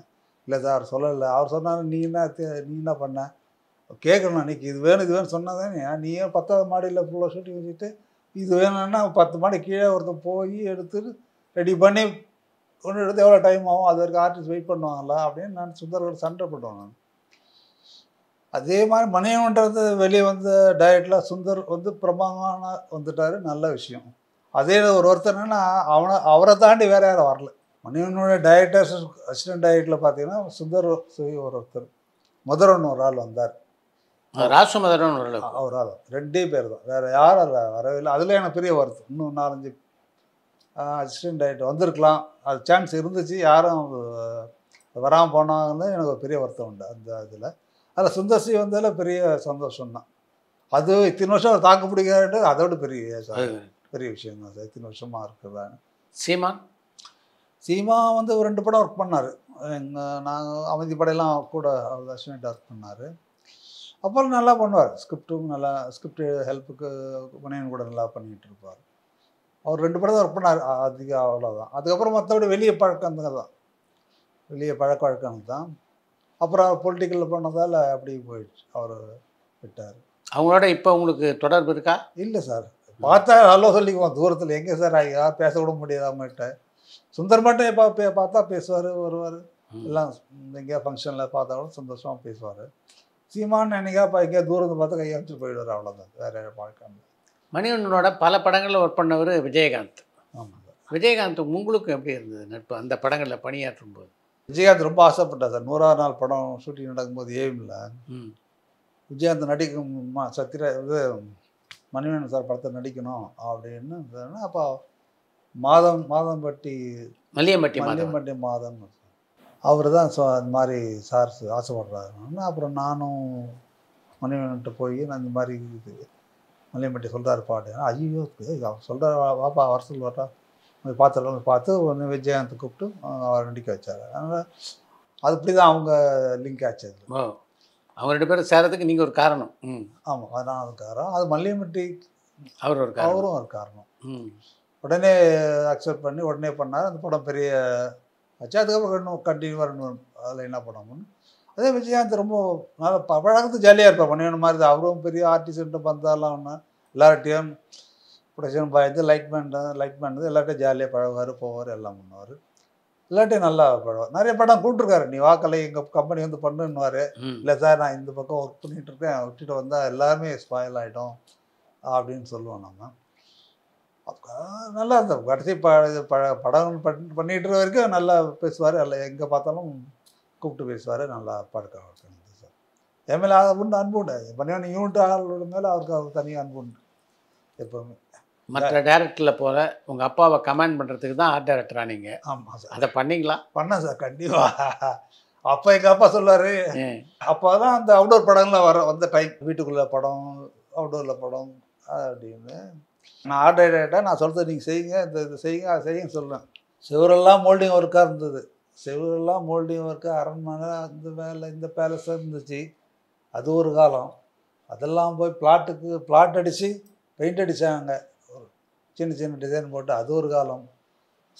இப்போ வந்து பங்களாக்குள்ளே போய் வீட்டுக்கு செவுத்து அடிக்கிற காலத்தை வந்து நீ வந்து ஆர்ட் டைரக்டர்னு சொல்கிறியடா, நீ வந்து என்ன மிரட்டுறிய, நியாயமானுவார். அவர் சொல்லும்போது நியாயமாக தான் இருந்துச்சு அவர் கேட்ட கேள்வியும். அதாவது அவங்களுடைய தொழில். அப்போ வந்து ராத்திரி மூலம் ஒர்க் பண்ணாங்க. ஒரு செட்டெல்லாம் கிடையாது. ஒரு பிளாட் அடித்து மோல்டிங் ஒர்க்கு, கார்பெண்டர் ஒர்க்கு எல்லாம் இருக்கும். அதுக்கப்புறம் அந்த காலம் போய் அப்புறம் பிளாட் அடித்து கொஞ்சம் சிக்கனமாக பெயிண்ட்லாம் பண்ணி செட்டு பண்ணாங்க. அது ரெண்டாவது. அதுக்கப்புறம் அவுடோர் படங்கள் வந்ததுக்கப்புறம் செவத்துக்குள்ளே கலரை மாற்று, பெயிண்ட்டு மாற்று, சேர் இங்கே 2 போட்டு, அங்கே 2 போட்டு, ஒரு ஃப்ளவர் வாஷ் வைங்க, 2 படத்தை மாட்டு, அது ஒரு செட்டுன்னு. அந்த காலத்தில் போய் நீ என்ன மிரட்டுறியப்பா அப்படின்னு கேட்டார். நல்லா தான் இருந்துச்சு கேள்வி. அதோடு அதுக்கப்புறம் அவர்கிட்ட அதை பற்றி பேச தெரியல. என்ன பண்ணியாப்பா, என்ன பண்ணணும், படம் பண்ணுறியாப்பா, என்ன பண்ணணும் கேட்பார். அவ்வளோதான். இந்த படம் பண்ணுறேன், அந்த படம் பண்ணுறேன்னு சொல்லுவேன். இந்த படத்துக்கு வந்து இளமை காலங்களுக்கு அதான் அந்த கையில் அவள் தான் பண்ணார். வாங்க எல்லாம் கை பண்ணி கொடுங்க அப்படின்னு சொல்லி கூட்டு போய் பண்ணோம். சாரதா ஸ்டுடியோவில் தான். இது பரவாயில்ல, இந்த மாதிரி அவர் சொல்லுவார், இது கொஞ்சம் இன்னும் இப்படி பண்ணலாம், அப்படி அவருக்கு ஒரு எக்ஸ்பீரியன்ஸாக சொல்லுவார். இப்படி பண்ணலாம், கையில் ஒரு ஃப்ளூட் வச்சு இப்படி ஆடலாம் அப்படின்னு ஐடியா கொடுப்பார். நல்லா தான். அப்போ பட்ஜெட்டு அவ்வளோதான், அதுக்குள்ளே தான் பண்ணணுன்ட்டு அது மட்டும் ஒரு 10 ஐடியா பண்ணோம். அதில் 2 தான் பண்ணோம். அப்படியே ஆர்ட் ஐட்டம் மாதிரி அவரையும் கமெண்ட் பண்ண முடியாது. பண்ணோம். பட் அவர் சொல்கிறது நியாயமாக இருந்தார். அதுக்கப்புறம் நான் ஒன்றும் சொல்லலை அவர்கிட்ட. உங்களுடைய படத்தை எதையாவது பார்த்துட்டு உங்கள் அப்பா பாராட்டியிருக்காரா? அவருடைய எக்ஸ்பீரியன்ஸு என்ன பாராட்டுற அளவு நான் எதுவும் பண்ணல சார். அதான் நிஜம். அவங்களுடைய ஒர்க்கெல்லாம் அப்படின்னா கிங். அவங்களாம் அந்த ஒர்க்கில் யாரும் பண்ண முடியாது. அது ஒரு காலகட்டம். அதுக்கான வாய்ப்புகள் அதிகமாக இருந்துச்சு. நாங்கள் ஒர்க் பண்ணுறதுக்காக வாய்ப்பு பாதி குறைஞ்சி போச்சு. அதனால் நாங்கள் அவங்கள பார்த்து மிரள்ற மாதிரி ஒரு படம்ன்ற மாதிரி நாங்கள் எதுவும் ப்ரெசென்ட் பண்ணலை. அவருக்கு தெரியாது இப்போ இருக்கிற டெக்னாலஜி. நாங்கள் வந்து இருக்கும்போது டெக்னாலஜி, அவருக்கு இருக்கிற டெக்னாலஜியும் வித்தியாசம் நிறைய மாறி போச்சு. இப்போ இன்னும் டோட்டலாக மாறி போச்சு. அதனால் இப்போ ஏதாவது மிக பிரம்மாண்ட படம்னு சொன்னால் கூட முன்னாடிலாம் சொன்னால் நம்ம அப்படி பார்ப்போம், இவ்வளோ பெரிய படமான்ட்டு. இப்போ சின்ன என் பேரங்கிட்ட சொல்லி பாரு இவ்வளோ பெரிய படம் பண்ணி, இதெல்லாம் தாத்தா இதெல்லாம் கிராஃபிக்கில் பண்ணிக்கிறீங்க, நீங்கள் என்ன இது படம்ன்றீங்களா அவன் சொல்கிறான், என்ன மிரட்டுறான். ஸோ அந்தளவுக்கு டெக்னாலஜி மாறி போச்சு. அவனுக்கு தெரியுது அது இவ்வளோதான் பண்ணியிருக்கீங்க, இது வேறு முன்னாடி 4 பில்லர் வச்சுட்டு பின்னாடிலாம் கிராஃபிக்கில் பண்ணிக்கிறீங்க, இதுவும் எங்களுக்கு தெரியாதா அப்படின்னு அவன் சொல்கிறான் சார். அப்போ அவனுக்கு எப்படி தெரியுதுன்னு எனக்கு தெரியாது. அப்போ நீங்கள் இப்போ அவனை வந்து நம்ம என்ன பிரம்மாண்டம் அவன்கிட்ட எப்படி மிரட்ட முடியும், சொல்ல முடியாது. கலை பார்த்து வியந்த ஆர்ட் டைரக்டர்கள்லாம் யார் யார்? கங்கா சாரும் அங்கமுத்து சார், கோகலி, பழைய ஆர்ட் டைரக்டர் கோகலி, 3 பேர். கங்கா சார் பண்ணும்போது அவர் பண்ண படங்கள்லாம் நீங்கள் பார்த்தீங்கன்னா மெஷர் பண்ண முடியாது. அது எங்கே எப்படி கிராஃபிக் இப்போ இருக்கிறத அப்போல்லாம் அவங்க மெஷர் பண்ண முடியாது. அவ்வளோ எவ்வளோண்டு ஃப்ளோர்லேயே அவ்வளோ பெரிய செட்டை போட்டுவாங்க. அந்த திறமை அவங்களுக்கு உண்டு. அதே மாதிரி அங்கம்து சார் இப்போ சத்யா ஸ்டுடியோக்குள்ளே போய் பார்த்தீங்கன்னா அந்த ஃப்ளோர் பார்த்தீங்கன்னா மற்ற ஃப்ளோரோட கம்மியாக ஹைட் கம்மியாக தான் இருக்கும். ஆமாம். நீங்கள் உலகம் சுட்டு வாலிபா அந்த செட்டை பார்த்தீங்கன்னா மிக பிரம்மாண்டமாக இருக்கும். அது எப்படி அதுக்குள்ளே போட்டாங்கன்றதே நீங்கள் வேந்து அதுக்குள்ளே இருக்கிற டெக்னாலஜி தெரிஞ்சவங்க அதை பார்த்தா பண்ணியிருக்கலாம்னு தோணும். சாதாரணலாம் பார்த்தா நினச்சே பார்க்க முடியாது. நானே அதை செட்டு அதுக்குள்ளே ஒரு அப்பா கூட நான் ஒர்க் பண்ணுவோம். போய் சத்யா ஸ்டுடியோவில் போய் ஒர்க் பண்ணுவோம். மூணு ஒர்க்லாம் பண்ணும்போது கூட பண்ணுவோம். அது படமாக பார்க்கும்போது தான் அந்த விஷுவலாக பார்க்கும்போது அவ்வளோ பெரிய ஜெய்ஜாண்டிக்காக வரும்போது நிற்கும்போது மிரட்டலாக இருக்கும். அந்த மிரட்டல் காமிச்சது அவங்க 2 பேர் தான். அவங்களுக்குள்ள ஒரு போட்டி இருக்கும். ஏன் நானான்ற அந்த ஒரு அவங்களுக்குள்ள அந்த இவர் பெரும்பாலும் கங்கா சிவாஜி படம் பண்ணுவார், அவர் எம்ஜிஆர் படம் பண்ணுவார். ஆனால் அப்பா எங்கள் அப்பா 2 பேர் படமும் பண்ணுவார். அவருக்கும் பண்ணுவார், இவருக்கும் பண்ணுவார், 2 பேரும் பண்ணுவார். அந்த காலகட்டத்தில் கலை இயக்குனருடைய சம்பளம் திருப்திகரமாக இருந்ததா? ஒன்றும் பெருசாக அப்போ ஒன்றும் நாங்கள் பண்ணும்போது பெருசாக கிடையாது சார். இப்போ தான் சம்பளம் நல்ல அப்படி நல்ல சம்பளம். இப்போட எங்களுக்கு தோணும் ஏன் அந்த இப்போ படிதான் நிறைய சம்பாதிக்கலாம் தோணும். அது வேறு விஷயம். பட் எங்களுக்கு அப்போ கிடைச்ச அந்த ஃப்ரீனஸ் அது இப்போ இருக்கானான்னு தெரியாது, சந்தோஷம் இருக்கானான்னு தெரியாது. அப்போ அவங்களும் ஒரு நார்மலான சம்பளம். ஆனால் பவர் உண்டு அவங்களுக்கு. ஆர்ட் டைரக்டர்னா அது ஒரு மரியாதை உண்டு, அது சேரும் உண்டு, ஒரு மரியாதை உண்டு. அது இப்போ இருக்கா என்னன்னு தெரியாது. அப்போ அவங்களாம் வந்து எழுந்து நிற்பாங்க. ஸ்கெட்ச் போட்டாங்கன்னா பார்க்கறதுக்கு பயப்படுவாங்க. மெஷர்மெண்ட்டு சொன்னால் வந்து மேஸ்திரி லைனாக நிற்பாங்க. எனக்கு நான் ஸ்டுடியோவில் பார்த்து அனுபவம். கார்பெண்டர் மேஸ்திரி, பெயிண்டிங் மேஸ்திரி எல்லோரும் வந்து நிற்பாங்க. ட்ராயிங் பார்த்துட்டு எல்லோரும் காப்பி கொடுத்து பண்ணுங்கன்னுவாங்க. பண்ணும்போது வேலை நடக்கும்போது வந்து இருப்பாங்க. அவ்வளோ கிராண்டாக இருக்கும். அது ஒரு பெரிய ஒரு கூட்டணி திருவிழா மாதிரி இருக்கும். அதுக்கப்புறம் அவங்க இறந்ததுக்கப்புறம் அதெல்லாம் நான் பார்க்குவேன். சம்பளங்கள் 1000 தான் இருந்தது. அப்போல்லாம் 1000 தான் சார். மரியாதை இருந்தது. சம்பளம் ஓரளவு நல்ல சம்பளம் தான் அவங்களுக்கு. ஏன்னா அப்போது மேக்கப்பு, காஸ்டியூமு எல்லாமே அவங்க கையில் இருந்துச்சு. ஜுவல் டிசைன்லேருந்து அவங்க தான் பண்ணி கொடுப்பாங்க. நான் அந்த ஸ்கெட்சில் நிறைய என்கிட்ட இருந்துச்சு. அவங்க பழைய ஆர்ட் டைரக்டர் இது எல்லாம் நிறைய இருந்த அப்பாட்ட இருந்து நான் கலெக்ட் பண்ணி பத்திரமா வச்சுருந்தேன். அப்போ எல்லா வேலையும் அவங்கள பார்க்கும்போது அவங்களுக்கு அந்த அளவுக்கு சம்பளம் இருந்துச்சு. ஆர்டிஸ்ட்டுக்கு நிகரான சம்பளம் ஒரு சம்பளம் இருந்துச்சு அவங்களுக்கு. இன்றைக்கி வெளிவருகின்ற படங்களை எல்லாம் பார்க்குறீங்களா நீங்கள்? வருது சார், பார்க்குறேன் சார். பாகுபலி எல்லாம் பார்த்தபோது எப்படி இருந்தது உங்களுக்கு? பொறாமல் இருந்துச்சு சார். நம்மளாம் நமக்கு வாய்ப்பு கிடைக்கலையேன்னு ஒரு பொறாமை இருந்துச்சு. வரதானே சார் செய்யும். அந்த மாதிரி ஒரு வாய்ப்பு வந்து கிடைச்சி அது நல்லா பண்ணாங்களான்னு அடுத்த சந்தோஷம். அது பெரிய எல்லோரும் வாய்ப்பு கிடைச்சியும் கோட்டை விடுத்த நிறையா இருக்குது. அது இல்லாமல் நல்லா சந்தோஷமாக. பொன்னியின் செல்வன் பார்த்தீங்களா? பார்த்தேன் சார். 1 பார்ட்டோ 2 பார்ட்டோ. அது பார்க்கும்போது நல்லா தான் இருக்குது. அது சந்தோஷப்படும். நம்ம சமகாலத்தில் ஒரு ஆர்ட் அதை பண்ணியிருக்காங்க, நல்லா இருக்குது, சூப்பராக பண்ணியிருக்காங்க. கலை இயக்கத்தில் பார்த்தீங்கன்னா பாகுபலியினுடைய ஸ்டைல் வேறு, பொன்னியின் செல்வன் ஸ்டைல் வேறு. பாகுபலியில் அதிகமாக கிராஃபிக்ஸை பயன்படுத்தியிருந்தாங்க. பொன்னியின் செல்வனில் அந்தளவுக்கு பயன்படுத்தியிருந்தா சொல்ல முடியாது. உங்களுக்கு எது பிடிச்சது இந்த 2ல்? பாகுபலியில் வந்து சார் நீங்கள் சொன்ன டெக்னிக்கலாக பார்த்து பாகுபலி நிறைய மினிச்சர்ஸும் இருக்கும். பொன்னியின் செல்வன் பார்த்தீங்கன்னா போர்ஷன்ஸ் ஒரு போர்ஷனை பிளாக் பண்ணியிருப்பாங்க. அவங்கள மாதிரி ஒய்டாக ஃபுல்லாக ஒன்று பண்ணாமல் ஒரு செட்டுனா செட்டுக்குள்ளே ஒரு பாதி பகுதி செட் ஆகும், மீதி பகுதி வந்து கிராஃபிக். அப்படி தான் இவங்க வந்து டிவைட் பண்ணிக்கிட்டாங்க. அந்த டெக்னிக்கு அது ஓகே, இந்த டெக்னிக் இது ஓகே. இப்போ இதுக்கு வந்து பெரிய ஒரு பேலஸ் வேணும், பேலஸ் பக்கத்தில் பெரிய குளம் வேணும், குளத்து பக்கத்தில் வந்து பெரிய ஸ்டேர் கேஸ் வேணும், எல்லாத்தையும் பண்ணல. ஆனால் அதில் வந்து எல்லாம் மினியேச்சர் பண்ணி சைஸ் பெருசு பண்ணாங்க. அதை இவங்க ரெடியூஸ் பண்ணிட்டாங்க. ஆனால் அதே பார்க்கும்போது இது ஏறக்குற ஒரே மாதிரி தான் இருக்கும். டெக்னிக்கலாக பார்க்குறவங்க தான் அதனுடைய டிஃப்ரெண்ட் தெரியும் அவங்களுக்கு. 2மே பாராட்டக்கூடிய படங்கள் தான். 2மே 2 டெக்னாலஜியும் 2 ஆர்ட் ஐட்டமே பிரமாதமான ஆளுங்க தான். இன்றைக்கி கலை இயக்குனர்கள் வந்து ப்ரொடக்ஷன் டிசைனர் அப்படின்னு அழைக்கப்படுறாங்க. அந்த அளவுக்கு அவங்களுக்கு வந்து ஒரு கௌரவம் சினிமாவில் இருக்குது. இதெல்லாம் உங்கள் காலத்தில் இல்லை. அதை எப்படி பார்க்குறீங்க நீங்கள்? நல்ல ஒரு பெரிய மேம்பாடு தானே சார். இப்போது ப்ரொடக்ஷன் டிசைனர் இப்போ சொல்கிறோம் சார். அப்போ வந்து ப்ரொடக்ஷன் டிசைனரும் நாங்கள் தான், செட்டு டிசைனரும் நாங்கள் தான். அந்த மேக்ஸிமம் எல்லாமே அந்த பொறுப்பில் மொத்தமாக எங்கிட்ட கொடுத்துருந்தாங்க. இப்போ எல்லாம் பிரிச்சுட்டாங்க. இப்போது ஒரு ஆர்ட் ரைட்டர் நீங்கள் அதை பார்த்துங்க சார். அது அந்த ஆர்ட் ரைட்டர் நீங்கள் அதை அவுட்டு சொல்லிட்டு தான் சொல்லிடுறோம். அப்போ நாங்கள் அப்படி சொல்ல முடியாது. இல்லை சார் நான் செய்கிறோன்னு சொல்லுவோம் நாங்கள். இப்போ அப்படி கிடையாது. இது எனக்கு 2 அசிஸ்டன்ட் இருந்தாங்கன்னா எனக்கு 10 அசிஸ்டன்ட் வச்சுக்கிறாங்க. ஆர்ட் அசிஸ்டண்ட்டே ஒரு 8 பேர் இருக்கிறாங்க. ஆர்ட் செட் அசிஸ்டண்ட் ஒரு 10 பேர் வச்சுக்கிறாங்க. அது பிரம்மாண்டம் ஆகிடுச்சு. எப்படி செட்டு பிரம்மாண்டமாகுதோ அதுக்கேற்ற மாதிரி டெக்னாலஜி கூட அவங்களுக்கு கூட ஒரு அசிஸ்டன்ட்டும் அதிகமாக வராங்க. வேலை குறையுது. எல்லாருமே இப்போ வந்து டெக்னிக்கல் தெரிஞ்ச பேர் நிறைய பேர் உள்ளே வந்துட்டாங்க. அதாவது டிராயிங்கு தெரிஞ்சவங்க பாதி பேர் இருக்காங்க, மீதி டெக்னாலஜி கிராஃபிக் தெரிஞ்சவங்க, மினிச்சர்ஸ் இதெல்லாம் இந்த மாதிரி நிறைய வேறு வேறு டிவிஷனாக வந்துச்சு. அப்போ அவங்களாம் ஒன்றா இருக்கும்போது ஈஸியாக பிரிச்சுடுறாங்க. அப்போ அப்படி எல்லாமே நாங்களே பண்ணோம். தாலி காத்த காளியம்னு ஒரு படம். P.R. சோமசுந்தரேஸ்வர். ஆமாம், டைரக்டர். பாபு சார் வந்து கேமராமேன். நிவாஸ் தான் பண்ணார் அது படம், பாதி படம். மீதி படம் பாபு கேமராமேன் பண்ணார். அதில் பானப்பிரியா ஒரு டான்ஸ் ஆடுவாங்க. அது சூளம் வச்சுட்டு ஒரு கோயில் பேக் ட்ராப்பில் ஆடி எல்லாம் பண்ணுவோம். அப்போது பாபு சார் சொன்னார், கோயில் பேக் ட்ராப் வந்து நீ மினேச்சர் பண்ணி கொடு, ஃப்ரண்ட்டில் கிளாஸ் க்ளவுட் பண்ணி கொடு, மேட்ச் பண்ணிக்கலாம் அப்படின்னாரு. எனக்கு கொஞ்சம் பயம்தான். இன்னும் அவர் பெரிய டெக்னீஷியன், அவர் எவ்வளோ மினிச்சர் பார்த்துருக்காரு, பெரிய பெரிய ஆர்ட் ரைட்டில் நம்ம என்னடா பண்ண போகிறோம்னு பவுன்ஸ் ஸ்டுடியோ தான் செட் 12 அடிக்கு யாலியெல்லாம் பண்ணி அந்த கோயில் காப்பி பண்ணி நம்ம பண்ணிட்டோம். அப்புறம் பாபு சார் கூப்பிட்டு என்ன சைஸ் சார் பண்ணணும்னா ஒன்று, நீ என்ன சைஸில் பண்ணுற சொல்லு, நான் அதுக்காக இல்லை சார் உங்களுக்கு என்ன சைஸ்ன்னு சொல்லுங்கள், அதுக்காக நான் மினிச்சர் பண்ணுறேன்னா அவர் ஸ்கேல்ஸ் இப்படி பண்ணுங்க அப்படின்னு ஐடியா சொன்னார். பண்ணோம் சார், பிரமாதமாக இருந்துச்சு. எனக்கு சந்தோஷம், அவருக்கு அதோட சந்தோஷம். ஐயோ என்ன இந்த போடுற நீ அப்படின்னாரு. அந்த கோயிலில் பார்த்தீங்கன்னா கோயில் மாதிரியே இருக்கும். இப்போ கோயில் செட்டே போடுறோம், கோயில் செட்டும் போடுறோம், அதை மினேச்சரும் பண்ணுறோம். ஆனால் ரெண்டுத்தையும் வித்தியாசம் இருக்குது. நிறையா எக்ஸ்பென்சிவ் செலவு பண்ணுற மாதிரி இருந்தால் செலவு பண்ணுறோம், இல்லைன்னா மினேச்சர் பண்ணுறோம். மினேச்சர்ஸில் வந்து பெரிய பெனிஃபிட்னா நம்ம வசதி எங்கன்னா இழுத்துக்கலாம். செட்டை போட்டிங்கன்னா அதை இழுக்க முடியாது. அது ஒரு பெரிய விஷயம். அது எனக்கு பிடிச்ச ஒரு சாங். அது அவர் பண்ண மினியேச்சர்ஸில் அது ஒரு பெரிய நல்ல சாங் சார். நீங்கள் பணியாற்றிய எல்லா இயக்குநர்களோடும் ஒரு பக்கம் கதை விவாதத்தில் கலந்துக்கிட்டு இருக்கீங்க, மற்றபடி அவங்களுக்கு மிக நெருக்கமாக இருந்திருக்கீங்க. ஆனாலும் நாம் ஒரு படத்தை டைரக்ட் பண்ணோம் அப்படின்ற ஆசை ஏன் கலைக்கு வரல? வந்துச்சு சார். ஓ, 100ஆவது நாள் முடிஞ்ச உடனே அட்வான்ஸ் கொண்டு போய் வீட்டில் கொடுத்தாரு SNS திருமால். ஓ, 100ஆவது நாள் ப்ரொடியூசரு. ஆமாம், இதுதான் அடுத்த படம் டைரக்டர். இது எனக்கு தெரியாது. வீட்டில் வந்தோடனே இந்த மாதிரி பணம் கொடுத்துட்டு போனாங்க. யாருன்னா ஒரு திருமால்.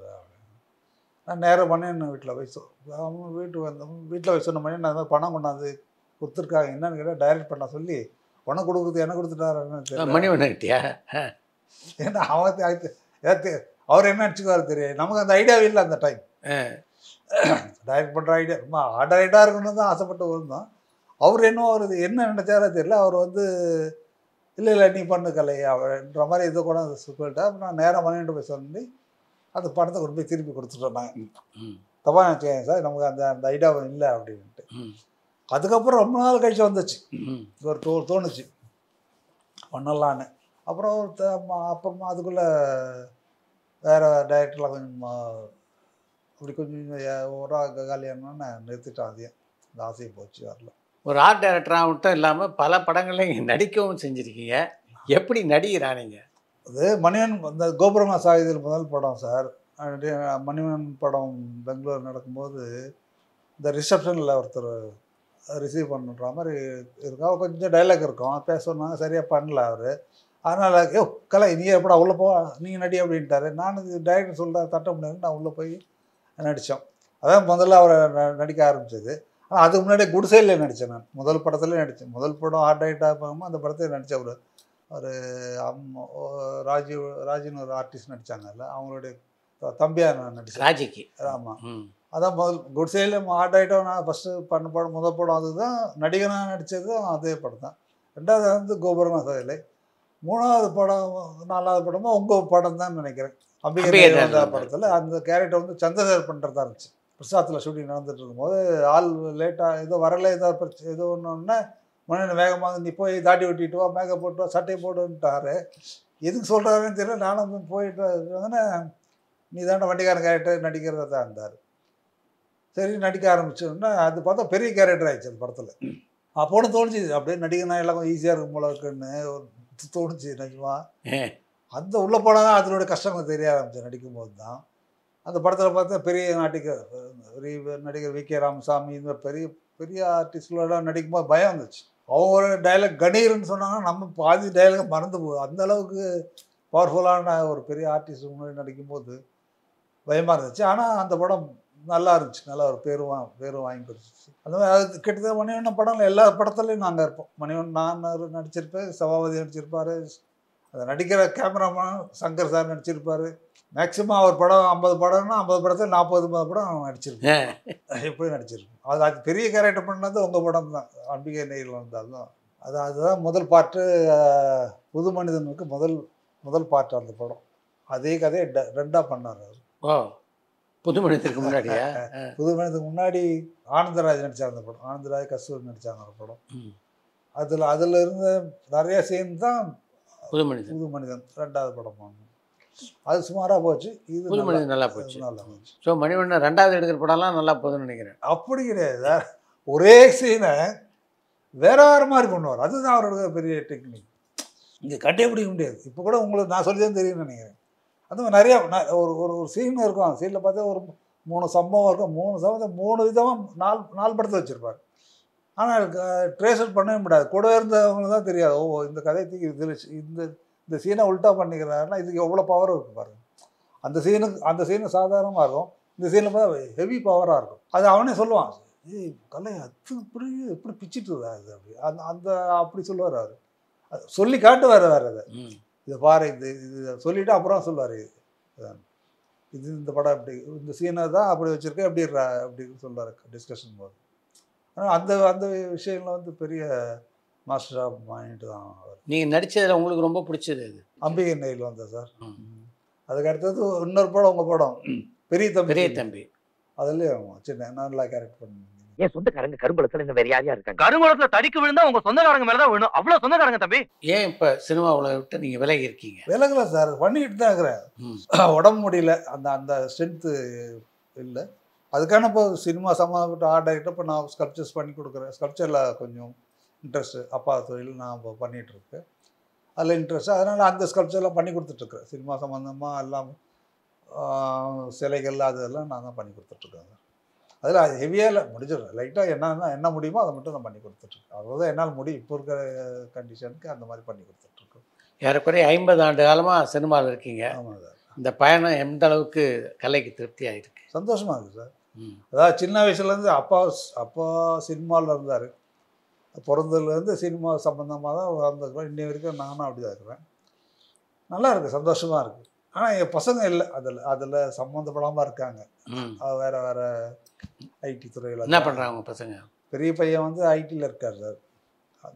பொண்ணுங்க ரெண்டு பேரும் கல்யாணம் ஆகிட்டு எல்லாம் பேரம்பத்தியாக தான் இருக்கா, செட்டில் ஆகிட்டாங்க. இப்போ நான் அப்பா தொழிலில் நான் பார்த்துட்ருக்கேன். எனக்கு அப்புறம் அது என்ன யார் பார்ப்பான்னு தெரியாது. அது இருக்குமா இல்லையா தெரியாது. சந்தோஷமாக இருக்குது. சினிமா இப்போ ஒன்று தோணுது செய்யணுன்ட்டு, ஆனால் உடம்பு ஒத்துழைக்கமாக இருக்குது. அதுதான் பிரச்சனை. பலதரப்பட்ட நட்சத்திரங்களோடவும் தொழில்நுட்ப கலைஞர்களோடவும் நீங்கள் பணியாற்றிருக்கீங்க. இதில் யாரோடலாம் இப்போ நீங்கள் தொடர்பில் இருக்கீங்க? Cameraman Shankar, Sathyaraj sir, still Ravi, தொடர்ந்து இப்போ இருக்கிற நாங்கள் ஒர்க் பண்ண டெக்னீஷியன் இருந்தால் அவங்களோட எல்லாமே தொடர்பு தான் இருக்கோம். வருவாங்க, வீட்டுக்குலாம் வருவாங்க, நானும் போவேன், இருக்கேன். அவ்வளோதான். நிறைய பேர் இருந்தாங்க, இப்போ பாதி பேர் காணோம். எல்லோரும் கொஞ்சம் பேர் இறந்துட்டாங்க, கொஞ்சம் பேர் மட்டும் தொடர்பில் இருக்காங்க. சில பேருக்கு முடியல, வயசாச்சு, அந்த மாதிரி இருக்குது. சத்யராஜுக்கு உங்களுக்குமான நட்பை சொல்லுங்கள். நல்ல நட்பு சார், இன்னி வரைக்கும் நல்ல நட்பு தான். நானும் ரொம்ப பிடிக்கும் அவரை. எவன் நம்பிக்கை வச்சுருந்தாரு, அதுவே பெரிய எனக்கு ரொம்ப, அந்த நம்பிக்கை எனக்கு ரொம்ப பிடிச்சது. அதே மாதிரி அவர் ஏதாவது தப்பு செய்தால் கூட சொல்லுவார், இப்படி பண்ணு கலை, இது அதிகம் செலவழிக்காதீங்க, அந்த மாதிரி சொல்லுவார். இப்போ கூட நல்ல மீட்டிங்லாம் ஏதாவது நடந்தால் கூட சொல்லுவார், இது மாதிரி கலை இப்படி பண்ணார் அப்படி பண்ணாருன்னு ஏதாவது பேட்டியில் சொல்லும்போது நம்ம சந்தோஷமாக இருக்குது, கேட்கும்போது சந்தோஷமாக இருக்கும். நான் நினச்சிட்ருக்காரா அப்படின்னு சந்தோஷம் இருக்கும். மணிவண்ணன் குடும்பத்தினரோட இப்போ டச்சில் இருக்கீங்களா? இருக்கு சார். தங்கச்சி மேகலா கூட தொடர்பு, வாரத்துலேயே மாதத்துலேயே பேசுவாங்க. அது தொடர்பு எதாக இருந்தாலும் சொல்லுவாங்க. ரொம்ப நன்றி. உங்கள் அனுபவத்தெல்லாம் நம்ம ரசிகர்களோட பகிர்ந்து கொண்டது எல்லாருக்கும் நன்றி. ரொம்ப நன்றி. பரபரப்பான சினிமா செய்திகள், நட்சத்திரங்களின் பேட்டிகள், சினிமா வரலாறு ஆகியவற்றை பார்க்கவும் படிக்கவும் உங்களுக்கான இணையதளம் tourantalkies.co.